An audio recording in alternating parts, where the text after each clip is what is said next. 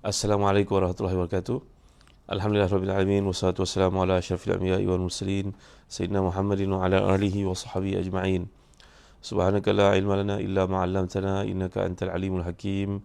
Allahumma salli wa sallim wa barik ala Muhammad wa ala ali Muhammad kama sallaita wa sallamta wa barakta ala Ibrahim wa ala ali Ibrahim fil alamin innaka Hamidum Majid. Amma ba'd.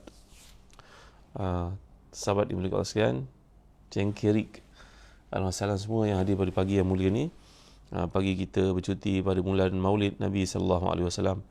Mudah-mudahan perkongsian pada pagi ini yang beri manfaat kepada kita, dia suntikan iman dan mengingatkan kita kepada jasa manusia yang sangat mulia iaitu Rasulullah sallallahu alaihi wasallam. Ya Rohani Rohaizal, ahlan wasahlan. Syahriah Bahar, barakallahu fikum.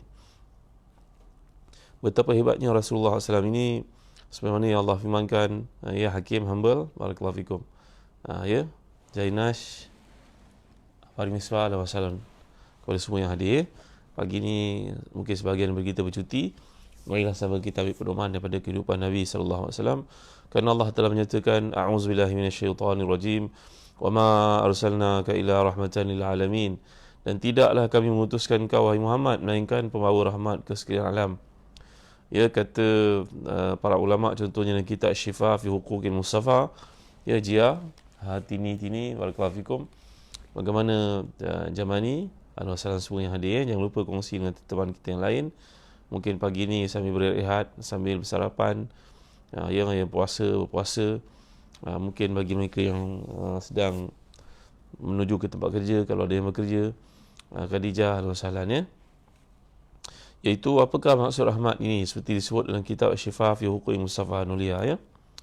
Iaitu pertama sekali rahmat kepada orang beriman dengan utusan Nabi SAW mengajar mereka cara beriman yang betul kepada Allah SWT. Ada kalangan manusia pada hari ini yang beriman kepada Allah tapi menjadikan perantaraan, bila ditanya kepada mereka, ma na'buduhum illa liqarribuna ila Allahi zulfa. Ya, Rohani Harun, barakallahu fikum. Dengar ke suara saya? Salam semua. Siti Leha. Jadi bila tanya kepada mereka menjawab, kami beribadah kepada makhluk-makhluk ini sebagai satu usaha untuk mendekatkan diri kepada Allah, cija-cija. Ya, kami malu dosa-dosa yang kami lakukan, justru kami menggunakan perantaraan sama ada berhala ataupun makhluk yang lain. Ros ni, barakallahu fikum. Hajah Hamidah, ya, ahlan wasahlan semua. Jadi datang Nabi SAW menunjuk kepada kita satu panduan, bimbingan cara mendekatkan diri kepada Allah SWT. Nurhayu, ya, barakallahu fikum wa Ismail. Manakala rahmat Nabi juga tidak terbatas kepada orang Islam sahaja. Dalam masa yang sama, rahmat itu juga turut tercurah kepada orang kafir sekalipun. Iaitulah perutusan Nabi SAW untuk menganjurkan mereka, menunjukkan mereka cara beribadah yang betul kepada Allah SWT, bukannya mengikut cara mereka. Ya Azwin Fadilah, Hajah Hamidah, barakallahu fikum.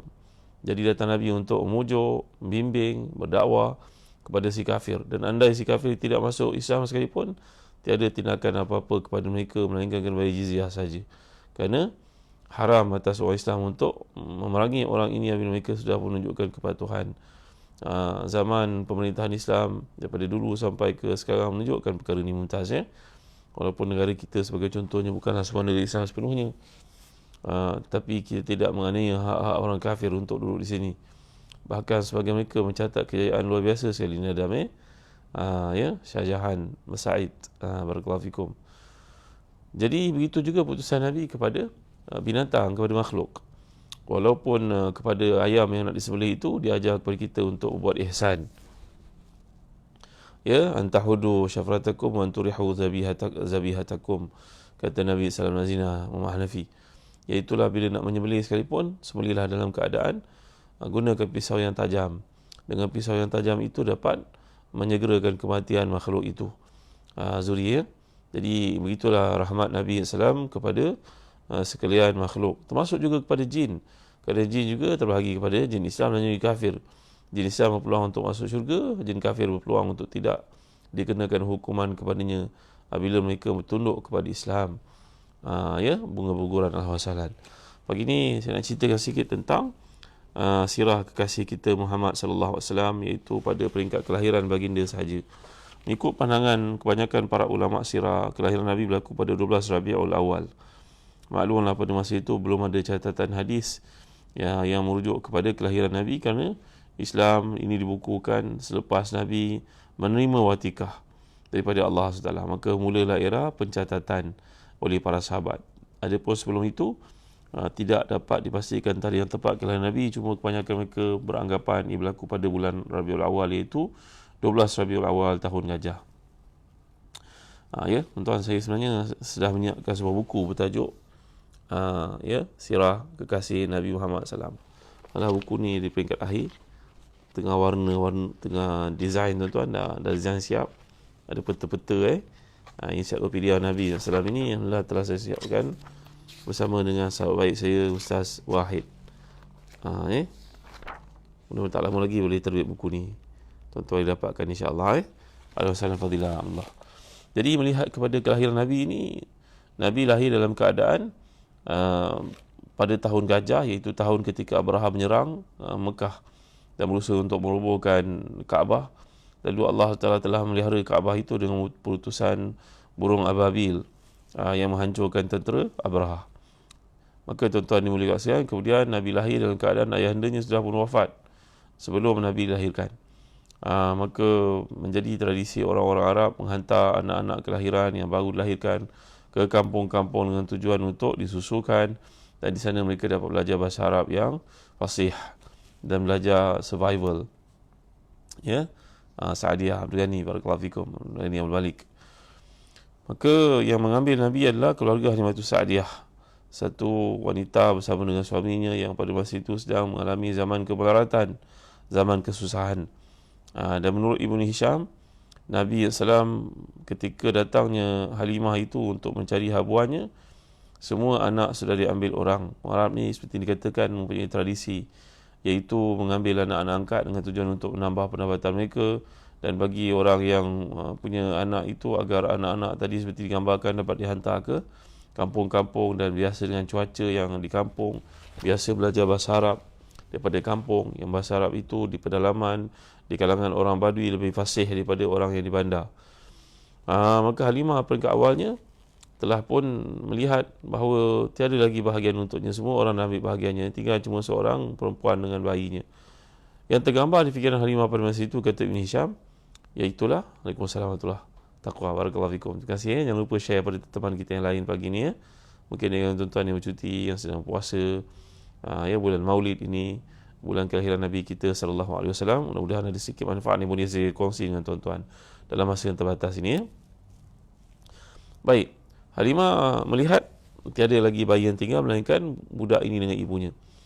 Maka yang tergambar dalam fikirannya tentulah perempuan ini merupakan seorang janda. Kerana amat terima kasih yang kirim star kepada saya, barakallahu fikum. Terima kasih semua. Tak terbalas jasa kalian. Muhammad Syamsul Syahid, barakallahu fikum. Terima kasih. Jangan lupa share pada teman kita yang lain untuk kita mengambil pedoman daripada kehidupan Nabi sallallahu alaihi wasallam. Halimah dipujuk oleh suaminya untuk mengambil bayi lelaki itu, dan bila mereka dalam perjalanan pulang tadi, keldai yang naiki tadi yang uzur, yang slow perjalanannya, kini perjalanannya agak laju, berbeza daripada datangnya tadi. Halimah dan suaminya pun keheranan. Lalu ditanya oleh teman-temannya, mengapa laju sangat keldai kau ya Halimah, tadi datangnya slow? Jawapan Halimah, aku pun tidak tahu, tentu ada satu perkara yang berlaku pada keldai ini. Disebut dalam kitab-kitab sirah, keldai betina namanya Atan, tuan-tuan. Alif ta alif nun, Atan. Kita jangan panggil manja kepada anak-anak kita nama Atan tau, sebab ia maksud unsal himar, keldai betina. Terima kasih kepada yang share, barakallahu fikum. Terima kasih, barakallahu fikum. Awazri, terima kasih semua. Jadi akhirnya tuan-tuan dimuliakan sekalian, sebaik saja aku meletakkan bayi ni di dadaku, maka dia pun minum dengan cepatnya, menunjukkan kepada aktifnya, cergasnya Nabi kita Muhammad sallallahu alaihi wasallam. Selesai ayat. Dan sebaik saja sampai di rumah Halimah, seperti disebut di para ulama sirah, contohnya Al-Imam Muhammad Said Al-Buti Syahid, Fadilah Cik Din, barakallahu fikum. Terima kasih semua. Jangan lupa share tau. Maka berlakulah satu keajaiban, iaitulah keberkatan mula hadir dalam keluarga kami. Unta yang tidak mempunyai susu, kambing tidak memiliki susu, tanam-tanaman kami kekeringan, tiba-tiba datang saja Nabi Muhammad SAW dalam tempoh yang tentu itu, kelihatanlah perubahan berlaku. Kambing pulang, susunya penuh, tanaman kami subur. Ini menunjukkan kepada kita, kata para ulama sirah, contohnya macam Muhammad Salim Al-Buti, keperluan kita mendekati para salihin Nur Jannah, ya. Dan hidup ni mesti mendekati para salihin Zulfadli, ya. Kerana Nabi telah menyatakan, masalu ajalihi salih wal jalihi su kahamis misk wa ba'il kir. Perumpamaan orang yang salih itu sebagai teman kita macam penjual minyak wangi. Bayangkan kita melihat orang menjual minyak wangi itu, kita tak beli pun dia colik sikit kat badan kita. Cuba test, kata. Kita mempulang bau wangi kat tubuh kita, kat pakaian kita. Sebaliknya kalau kita berkawan dengan orang jahat seperti berkawan dengan orang yang isap rokok contohnya. Dalam hadis mengatakan orang yang menjual arang, dulu-dulu kalau mereka nak bagi rumah mereka panas pada masa sejuk, maka mereka akan membakar kayu, menyalakan kayu. Ya, kayu ni bila dibakar mengeluarkan bau. Bau ni kena pada pakaian, maka pakaian tu akan bau. Kalau kayu getah lah. Kalau kayu sawit lah. Ya, kalau kayu yang busuk, maka busuk lah. Maka perumpamaan hadis ini mengatakan, arti ini, barakallahu fikum, ya, berkawan dengan orang yang jahat itu seumpama berkawan dengan orang yang bakar kayu. Maka bau kayu itu akan meresap pada pakaian kita. Maka demikianlah keberadaan Nabi dalam kabilah Bani Sa'ad, khususnya rumah Halimah itu memberi keberkatan kepadanya. Jadi keberkatan ini merupakan satu benda yang bersifat hidup, dinamik. Kita kena usahakan dalam hidup ini, tuan-tuan dimulakan sekalian. Apa cara dapat keberkatan, tuan-tuan? Antaranya, bangun awal. Kerana waktu pagi, waktu berkat. Jangan tidur-tidur lagi lepas subuh ni. Ya, buatlah apa-apa kerja. Kalau mengantuk, pergilah buat menyapu ke, membasuh pinggan mangkuk ke. Contohnya, tuan-tuan, ya. Supaya kita tidak terlepas waktu yang penting, yang penuh dengan keberkatan ini. Sa'altullah an yubarik li fi ummati fi bukuriha fa'ataniha. Sayyid Ramadan, barakallahu fikum. Baru je sebut nama Muhammad Sayyid Ramadan Al-Buti. Ya, jadi siapa yang bangun pada waktu pagi, kata Nabi SAW, keberkatan ada dalam hidupnya. Pergilah exercise ke, baca Al-Quran sudah tentu, buatlah perkara-perkara yang boleh menyelamatkan kita daripada tidur waktu pagi ni, tuan-tuan dimulakan sekalian. Lagi apa keberkatan? Sebelum subuh lagi sudah mula bangun tahajud. Ya, kerana pada waktu itu Allah SWT memberikan rahmatnya, mengampunkan, menerima. Dalam hadis yang banyak menceritakan keutamaan itu. Yang ketiga, membaca Al-Quran. Kerana padanya merupakan kitab mubarak. Kitab mubarak kan, lihat dabaru ayatihi. Kami turunkan Quran penuh keberkatan. Nak cari keberkatan, bacalah Al-Quran Karim. Ya, bacalah surah ni, surah-surah yang tertentu. Sebagai contohnya Nabi kita baca surah Az-Zumar setiap hari, surah Al-Isra, Umat Islam, nak tidur malam baca surah Sajdah, surah Al-Mulk. Jadi janganlah kita bataskan diri kita dengan membaca handphone, membaca WhatsApp saja. Ruginya kita tidak membaca Al-Quran yang penuh dengan keberkatan. Yang keempat apa? Yang keempat, banyak-banyak berdoa dalam hidup ini untuk mendapat keberkatan.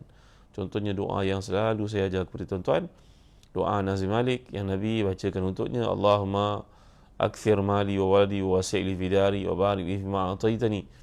Ya Allah, luaskan aku pada rumahku, berkatilah aku pada semua kurniaanmu kepadaku, banyakkanlah zuriatku dan hartaku, dan berkatilah aku semua pada pemberianmu kepadaku. Doa ni menyebabkan Nazim Malik umurnya panjang, rezekinya murah, keturunannya ramai. Ya, saya dah ajar doa ni kan. Kalau nak doa ni, jom masuk ke Telegram sahabat Ustaz Zahazan. Ya, Zainab Isnin. Jadi mari kita masuk ke Telegram sahabat Ustaz Zahazan. Ada doa ni dibekalkan, panduan, petua, nota-nota yang disampaikan ada di situ oleh sahabat-sahabat yang baik hati yang telah mencatat semula apa yang disampaikan. Ya, Insinyur Khairul Faizi, barakallahu fikum, sahabat baik saya. Jadi balik pada cerita Nabi kita SAW berada dalam kabilah Bani Sa'ad, menjemput keberkatan hadir di keluarga itu, walaupun pada masa itu Nabi belum lagi diutuskan. Tapi keberkatan nampaknya sudah hadir dalam hidup baginda seawal detik kelahirannya. Sallallahu alaihi wasallam. Tariq ar-ar, tariq. Maka kehadiran Nabi dalam keluarga itu menyebabkan keluarga itu dilimpahi berkat sampai orang lain merasa hairan, kata Ibn Hisham. Bagaimana mampu kambing kami juga mendapat makanan di tempat yang sama dengan kambingmu, wahai Halimah? Kenapa kambingmu pulang dalam keadaan kekenyangan, penuh susunya, wardatul jannah? Tapi kambing aku masih lagi seperti itu. Mereka tidak tahu asas kepada keberkatan yang hadir dalam keluarga Halimah adalah dengan adanya Nabi SAW bersama dengan mereka. Jadi kat sini menunjukkan kepada kita tentang keperluan kita mendampingi orang-orang saleh. pesan ke anak-anak perempuan kita, nak berkahwin carilah suami yang salih. Salih itu boleh dilihat pada amalannya, keluarganya. Itu adalah refleksi kepada kehidupannya, dengan siapa dia berkawan, apa yang dia belajar. Langkah ramainya para salihin ini, walaupun mereka berada di fakulti engineering, medical, medicine, architecture dan sebagainya. Jadi utamakanlah keberkatan dalam hidup, perkahwinan anak kita dengan menjadi orang salih. Kerana orang salih ni menghadirkan keberkatan dalam hidup, tuan-tuan dimuliakan sekalian. Keberkatan itu milik mutlak Allah SWT, tapi diturut diberikan kepada orang yang dikehendaki olehnya. Dzalika fadlullah yu'tihi man yasha' wallahu wasi'un alim. Ya, Haji Ramli. Jannah barakallahu fikum. Assalamualaikum, terima kasih semua. Waalaikumsalam warahmatullahi wabarakatuh. Jadi keberkatan adalah milik Allah, tapi dia akan berikan kepada siapa yang dikehendakinya. Dzalika fadlullah yu'tihi man yasha' wallahu wasi'un alim. Itulah kelebihan yang Allah berikan kepada siapa yang dikehendaki olehnya. Allah itu amat luas limpah kurnianya. Baik, kemudian Nabi berada dalam keluarga itu sehinggalah satu hari bersama dengan, jangan lupa insya-Allah tak lama lagi akan terbit buku saya bertajuk Ensiklopedia Sirah Kekasih kita Muhammad SAW. Sekarang berada di peringkat akhir yang saya bacakan untuk tuan-tuan pada pagi ni. Ni dummy ataupun final. Tengok cantik, alhamdulillah, syukur. Terima kasih kepada designer yang telah design buku ni begitu indah, cantik. InsyaAllah kami akan terbitkan tak lama lagi. Jadi apa yang berlaku, Nabi bersama dengan abang dan kakak susunya itu, satu hari pergi menggembala kambing. Tiba-tiba Nabi telah pun ditangkap oleh dua orang lelaki yang tegap. Dan kejadian itu menakutkan adik-beradiknya. Mereka pun berlari mendapatkan ayah ibu dan berkata, "Wahai ayah ibu, adik Muhammad ditangkap oleh dua orang lelaki yang tegap. Pergilah lihat apa yang berlaku, selamatkanlah dia." Maka berlari-larilah ibu dengan ayah angkat Nabi ini, ayah ibu susu ni, kepada Nabi yang disifatkan telah ditangkap oleh dua orang lelaki yang tegap itu. Sebaiknya mereka sampai di situ, yang kelihatan adalah Muhammad berkeadaan pucat, tapi tiada siapa di sisinya. Bayangkan tuan-tuan ya, Jarul Hajim, barakallahu fikum. Bayangkan bagaimana pucatnya keadaan Nabi itu, Faizah. Dia pun, Allah Muhammad, apa berlaku pada kau nak? Cuba kita bayangkan. Tentulah itu gelagak seorang ibu kan, bila mendapati keadaan cemas untuk anaknya ataupun yang di bawah jagaannya. Maka si ibu ni pun bertanya, berlaku pada Muhammad sallallahu alaihi wasallam. Nabi kita sallam berkeadaan pucat. Rupa-rupanya dijelaskan hadis riwayat Muslim, perkara ini berlaku beberapa kali, termasuklah yang kedua sebelum Nabi berhijrah, Nabi di Isra' Mi'rajkan, dan itu merupakan satu kejadian fizikal yang berlaku kepada Nabi. Walaupun hakikatnya Allah SWT mampu saja melakukan perkara semikian dengan perintahnya, inama amruhu idza arada syai'an an yaqula lahu kun fayakun. Ya, Zaitun Maliki.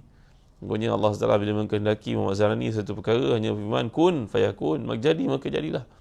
Tapi dalam konteks ini, kata Muhammad sallallahu alaihi wasallam, Al-Imam Asy-Syahid ini menunjukkan kepada kita tentang keterlibatan Allah Subhanahu wa taala dalam memberikan mukjizat kepada Nabi, sehingga meletakkan baginda sallam sebagai satu bukti bahawa baginda memang perutusan Allah SWT.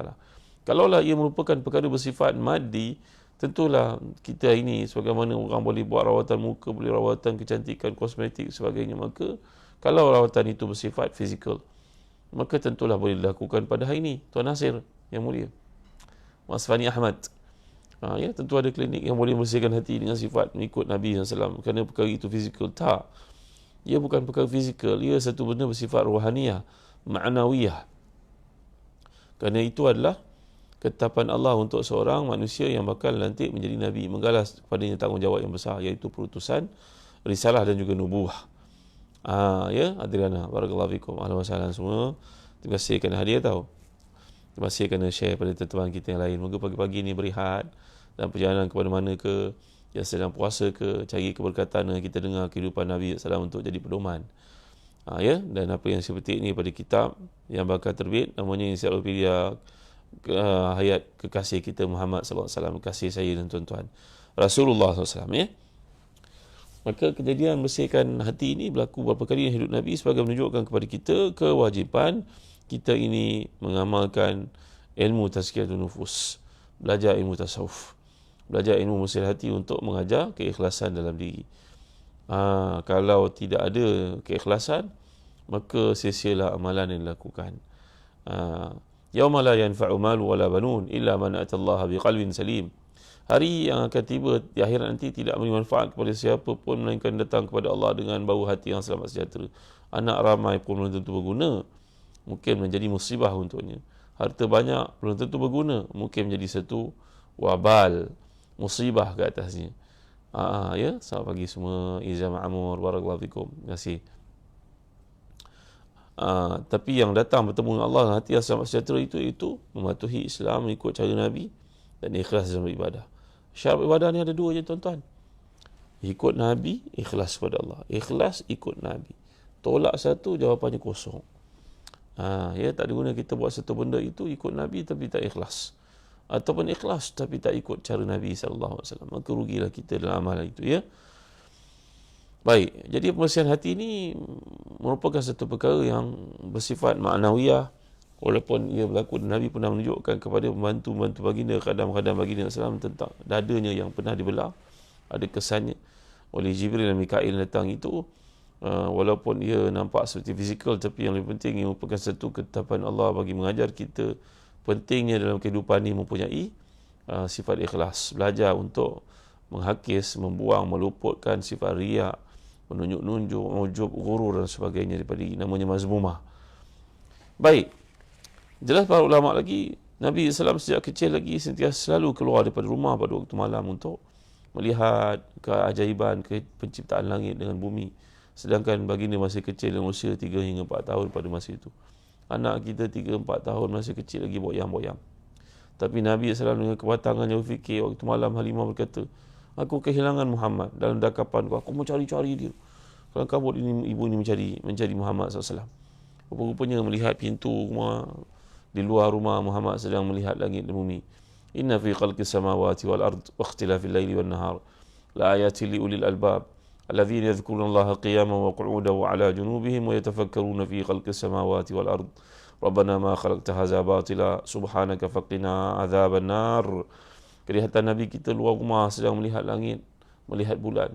Mana ada kejadian itu berlaku pada budak seusia dengannya, kata si Halimah. Ya, Siddiq Muhammad. Lalu aku pun mengangkat Muhammad masuk dalam rumah, nak. Ini waktu tak sesuai kau berada kat luar. Waktu ni penuh dengan binatang buas, luar serigala, ular dan sebagainya. Ya, mana ada kejadian itu berlaku pada anak-anak usia seperti itu 3 hingga 4 tahun. Tapi Muhammad SAW, Nabi kita daripada kecil lagi sudah pun dalam dirinya mempunyai dibangunkan sifat berfikir. Rasulullah SAW, ya. Maka kita dah hidup pun kena galakkan anak-anak kita berfikir. Jangan jadi orang menghafal je, tuan-tuan, menghafal tapi tak faham nak buat apa. Jadi ajar anak kita berfikir. Cara untuk menyuntik budaya berfikir dalam hidup ni, memotivatkannya. Bagaimana nak galakkan anak-anak kita berfikir? Kena rajin bercakap dengan dia, tuan-tuan. Cakap, minta pandangan. Anak-anak sekalian, bagaimana pandangan kamu kalau sebagai contohnya, kalau mulai hari ni kita begini.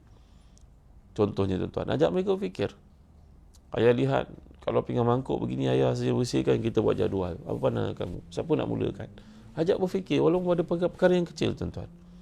Ajak berfikir, galakan berfikir. Itu juga berlaku dengan sebab bagi reward, bagi hadiah. Alhamdulillah, ayah bersyukur sangat memiliki anak-anak macam kamu. Cuma macam Abang Long bagi pandangan itu, memang ayah rasa selesai masalah ayah. Alhamdulillah, syukur. Dan setelah itu ayah bagi hadiah kat Abang Long RM30. Tuan-tuan, nombor 3, kita biasakan anak-anak kita ni berjumpa dengan orang-orang yang bijak pandai. Profesor ke, ustaz ke, doktor ke, saintis ke, pensyarah universiti ke. Galakkan anak-anak kita untuk berjumpa dengan orang-orang sedemikian, tuan-tuan dimuliakan sekalian.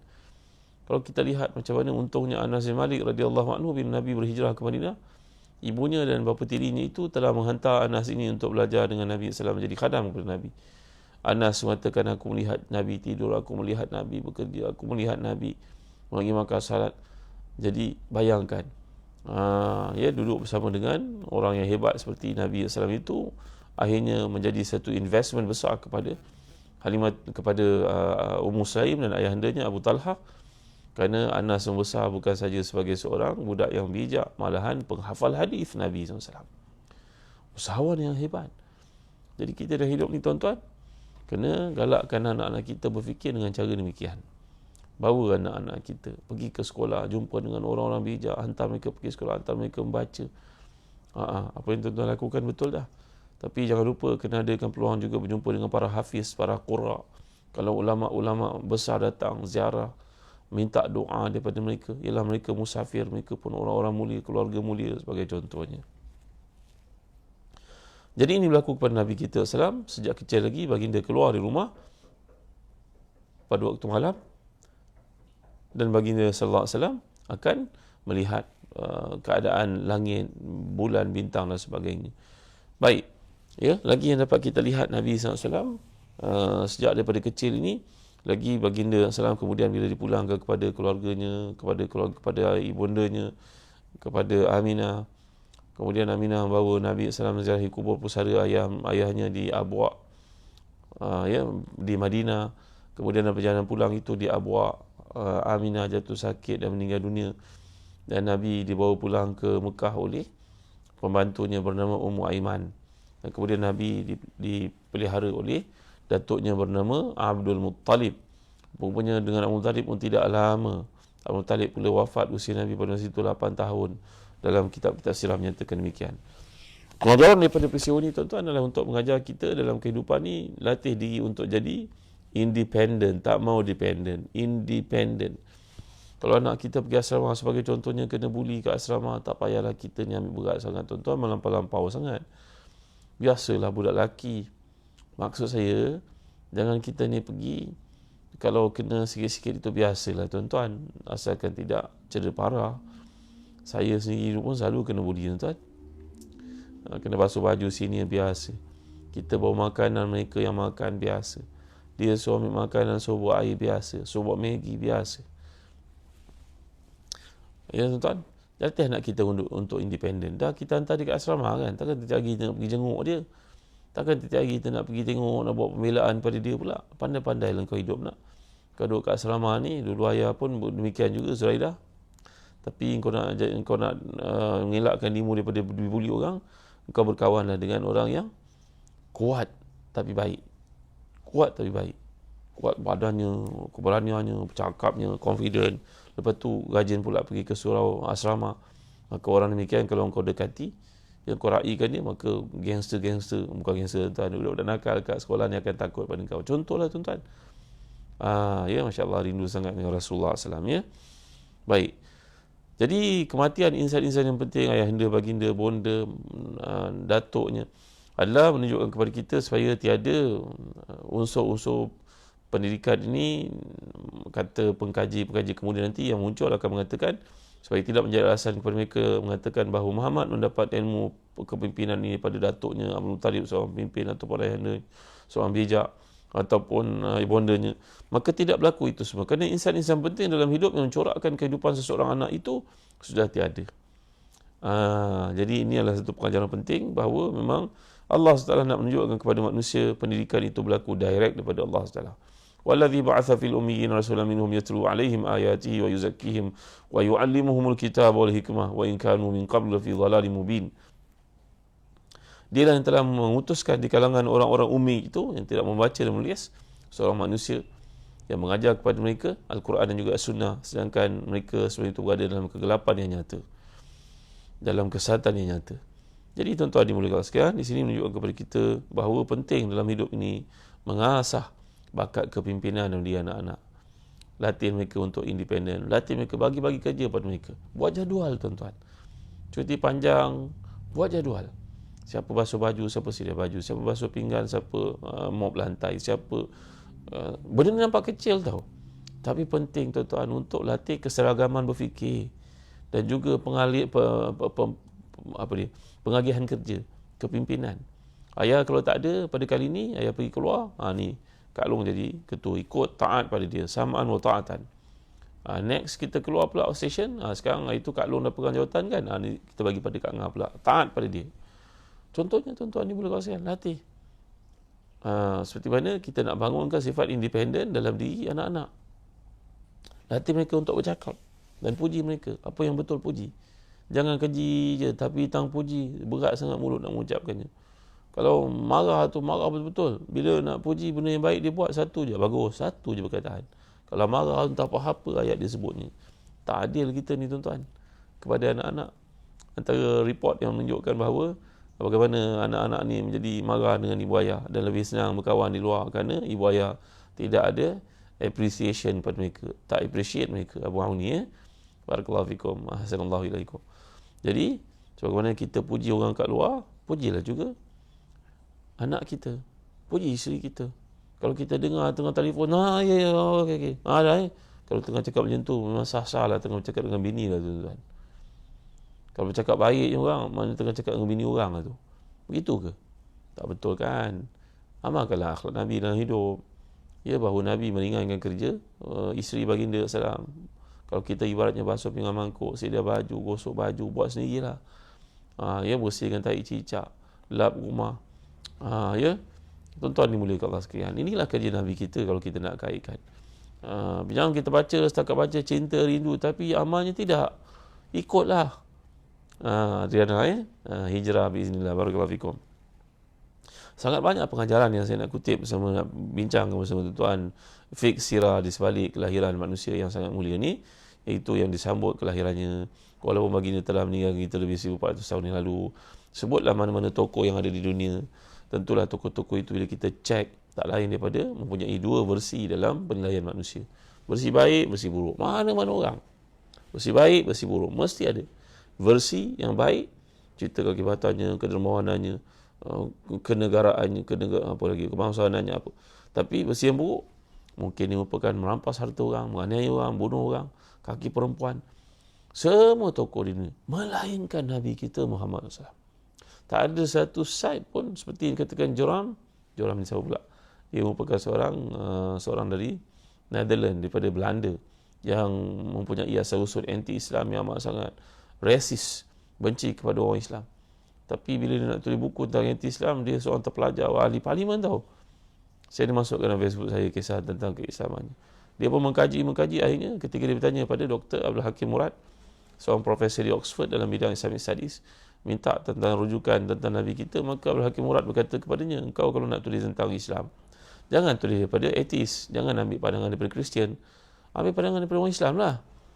Engkau nak cerita tentang Kristian agamamu, kau baca buku-buku Kristian untuk memperkuatkan akidahmu. Mengapa kau baca daripada buku orang yang anti-Kristian contohnya?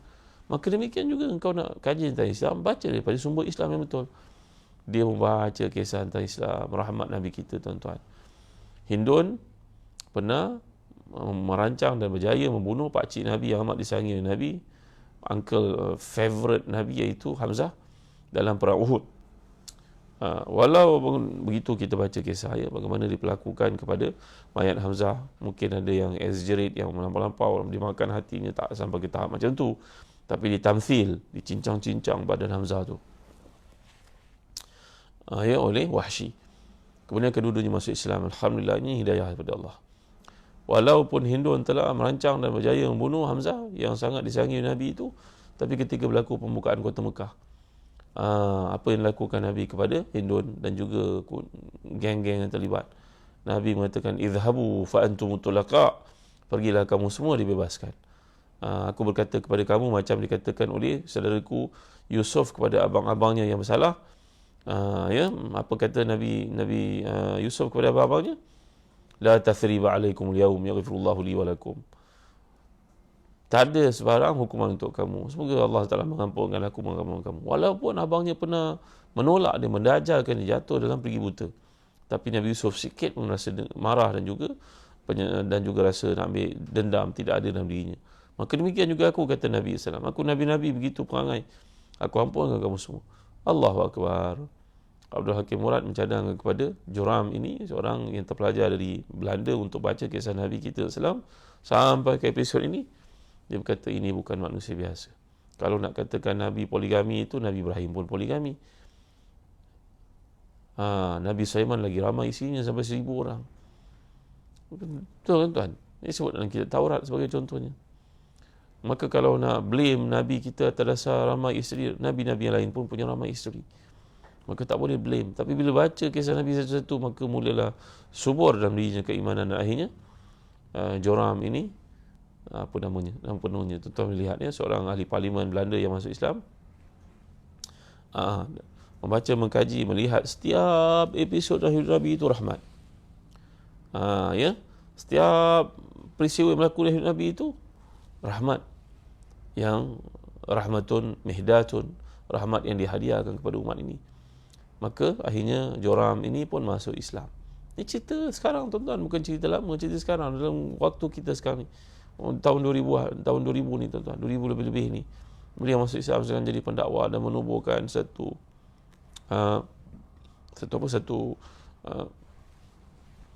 kompleks Islam yang besar di Belanda, mengajak orang kepada Islam, berkongsi-kongsi pengalaman tentang perjalanan menjadi muslimin. Muhammad Rizki, ya. Ya tuan, terima kasih setakat saja renungan kita pada pagi ini dekat pukul 8. Terima kasih kerana kehadiran dan sharing kepada tuan-tuan yang lain. Barakallahu fikum. Kenang daku dan doamu. Jangan lupa, tak lama lagi Takbiru akan terbitkan buku Ensiklopedia Sirah Kekasih Kita Muhammad Salam yang berwarna cantik. Saya tunjuk pada tuan-tuan ni boleh teaser. Tengok ni, cerita tentang Perang Badar, gambar, peta, sangat penuh dengan informasi. Tengok kan, cantik kan? Alhamdulillah, ya. Telah disiapkan oleh para designer yang mulia. Cerita Perang Uhud, macam mana perjalanannya. Jadi dapatkan buku ni, nanti akan terbit dari Telaga Biru. Ikut perkembangan Telaga Biru. Terima kasih. Baik, kalau barakallahu fikum. Assalamualaikum. Mudah-mudahan hari kita dalam bulan Rabiul Awal ini sentiasa mempedomankan kepada kehidupan Nabi kita Muhammad SAW. Ya, sehingga kita jumpa lagi pada waktu yang lain. Wassallallahu ala sayyidina Muhammad wa ala alihi washabihi wa barakatuh. Habil Mahdi, Faiz Faiza. Barakallahu fikum. Ya, Siti Rahmah. Sesama kita bertanggung kuliah pada pagi ini baca suratul Asr tasbih kafarah. Bismillahirrahmanirrahim. Wal 'asr innal insana lafi khusr illa alladhina amanu wa 'amilus salihat wa tawassaw bil haqq wa tawassaw bis sabr. Subhanakallahumma wa bihamdika asyhadu an la ilaha illa anta astaghfiruka wa atubu ilaik. Baik tuan, jangan lupa dapatkan Habat Sauda Birka, ya, Dr. Azizah Ayub dari Zahzan Travel. Dan bagi tuan-tuan yang nak travel sama ada ke Umrah ataupun ke Balkan, ke Baitul Maqdis, jom bersama kami di Zahzan Travel. Ya, perjalanan bukan setakat pelancongan, tapi pelancongan penuh dengan pengisian, tafsiran. Jom jalan-jalan tambah iman bersama kami. Terima kasih Aziz Jaafar, Syuhaida, barakallahu fikum. Azhar Umar, barakallahu fikum. Terima kasih semua kerana aku dan doamu. Sekian, wasallallahu ala sayyidina Muhammad wa ala alihi washabihi wasallam. Walhamdulillahirabbil alamin. Jangan lupa waktu duha dah masuk, dah pukul 8 pagi. Ya. Sembahyanglah sunat duha 2 rakaat. Allah mudahkan segala urusan kita pada hari ini. Mengurahkan rezeki kita, jauhkan penyakit daripada kita, yang dipanggil juga dengan nama Salatul Awwabin. Salat orang yang nak mendekatkan diri kepada Allah. Terima kasih yang kirim star kepada saya semua. Terima kasih. Jasa kalian memang tak terbalas. Tanpa kalian tak ke manalah di ini. Cik-cik, terima kasih. Maaf tak dapat nak sebut nama semua. Cik Nafisah, ya, ahlan wa sahlan. Anwara, terima kasih semua. Rohani Harun, terima kasih. Terima kasih. Masjidah Johari, terima kasih semua. Terima kasih Kak Cha. Terima kasih. Terima kasih. Baik. Apa soalan tadi? Diterjemahkan orientalis. Bacaan kita tentang sirah Nabi atau apa sahaja yang berpunca bersumber kepada orientalis itu harus di wisdom. Tapi Universiti Al-Azhar sebagai contohnya tidak recognize apa-apa yang bersifat tentang akidah, tentang ibadah diambil daripada sumber orientalis. Boleh jadikan rujukan, tapi tak boleh jadi teras. Kita nak baca apa-apa daripada orientalis, bacalah daripada orang Islam, itu lebih utama. Kerana orientalis ni ada sebahagian part-part yang mereka tulis itu betul, tapi dia tidak menjiwai apa yang ditulis. Bila tak menjiwai, maka bahan yang kita baca tu kadang-kadang kurang tepat apa yang dimaksudkan. Mungkin niatnya baik, tapi nur tidak ada dalam hatinya, tidak ada dalam tulisannya. Maka bila kita nak baca, bacalah daripada tulisan orang Islam. Ada banyak tulisan orang Islam. Ya, Muhammad Ghazali ada, Ibn Hisham ada, Muhammad Sayyid Al-Buti ada. Alhamdulillah di Yadim pun ada terbitkan buku Safiur Rahman Mubarak Furi, yang telah diterjemahkan. Ya, di bahasa pusaka pun ada buku Sirah Nabi. Baca daripada orang Islam. Perspektif orang-orang salihin ini lebih tepat daripada Asmadi, lebih tepat daripada apa yang ditulis oleh orientalis. Yang orientalis tulis itu ada wisdom, ada kebijaksanaan, ada perkara-perkara knowledge, tapi jangan kita pengaruh sangat kerana ada part-part yang kadang-kadang mereka tidak menghayati dengan sebenar-benarnya. Nozita Abu Khair, terima kasih. Ada kirim star lagi, ya Allah, terima kasih semua. Terima kasih yang belanja saya star pagi ni. Social, terima kasih. Social. Okey. Baik, jumpa lagi. Assalamualaikum warahmatullahi wabarakatuh. Hasna Udain, terima kasih.